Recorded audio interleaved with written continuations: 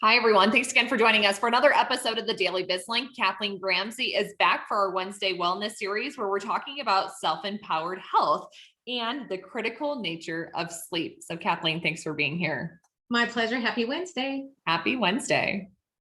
Yeah, we've been talking about emergency mode and how it impedes all the healthy stuff that we want to do in terms of staying in the resilience and restoration side of our nervous system. And really the most critical component for us to be able to do that is sleep. And yet there's this paradox, right? Because we are so stressed, we want it desperately. And yet sometimes it's very elusive, which can feel like torture if you are desperately needing sleep and you have a bad night.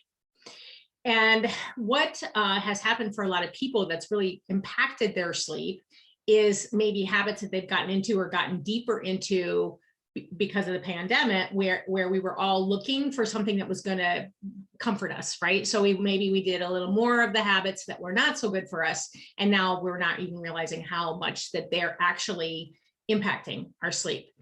And those are, not surprisingly, caffeine, right? Coffee, caffeine, or quote, energy drinks.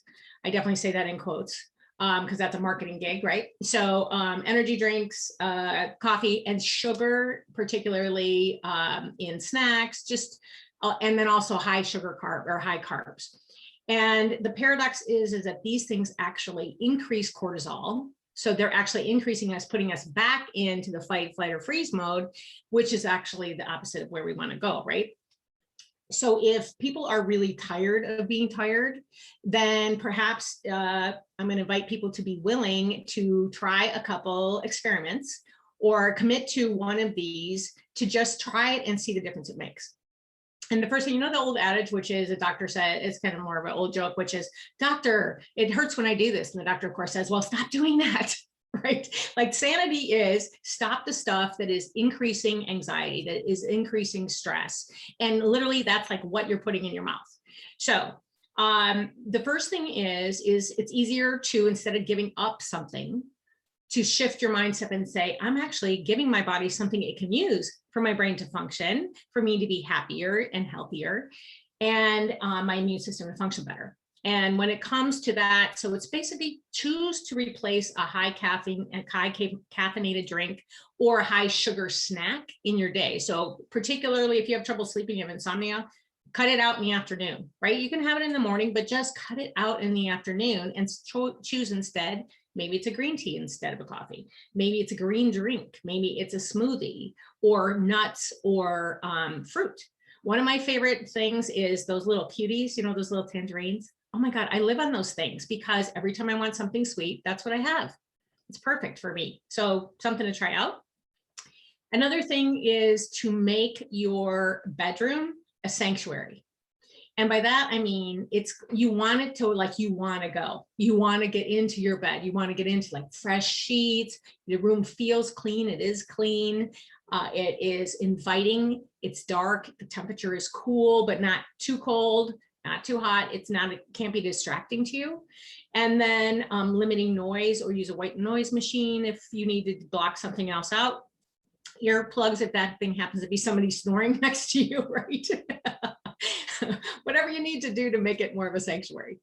And the third thing is that to create yourself a little ritual, a daily wind down. 30 minutes before you go to bed, turn off all your screens. That means you're done with everything. And then take a minute and you maybe journal something, one thing you've been grateful for that day, or talk to your partner and just tell each other, like, what was good today that you were grateful for? And then dim the lights. That helps the melatonin kick in. And you can meditate, do some gentle stretching. And then the last thing is breathe yourself to sleep. So one of the easiest things to do is just put your hand on your chest, just take a deep breath, and then just watch your breath. Like, pay attention to your breath. You're not trying to control it. You're not counting it. You're just letting it come in and come out. And then with every exhale, just feel yourself getting heavier in your beautiful little bed. And then you'll just go off to sleep in a really sweet way. I think these are all some really great ideas, and we often probably don't even know the impact that some of these decisions are making. So the way that you've highlighted them today, I think is really impactful and helpful. For me, as a business development professional, someone that goes to probably far too many coffee meetings on a consistent basis, that is my one that I probably should work on myself, just because I often turn to that caffeine. So I know my implemented winning strategy for the week will be maybe turning down some of those extra cup of coffees and making some smarter choices. Wonderful. Good job. All right, Kathleen. So as we look to wrap up today's conversation, is there anything else that you'd like to leave our audience with? Trust yourself, be kind to your body, and make choices that support your highest health and well-being. Wonderful. All right, Kathleen. Well, thanks again for joining us for this episode of the Wednesday Wellness. My pleasure. See you next week.